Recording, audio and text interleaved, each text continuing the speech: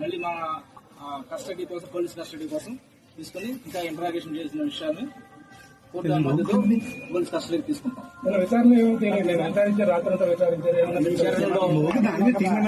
విషయాలు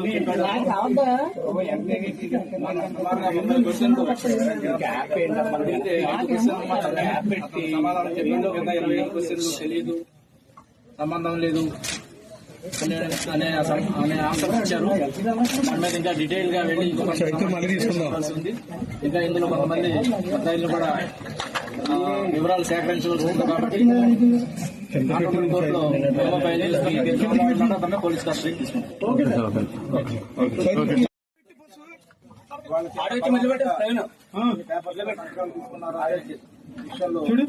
సర్కారం police station లో 155 కేసులో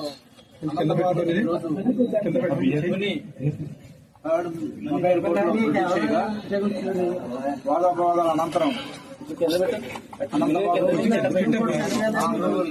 మేజిస్ట్రేట్ గారు 14 రోజులు రిమాండ్ విధించడం జరిగింది.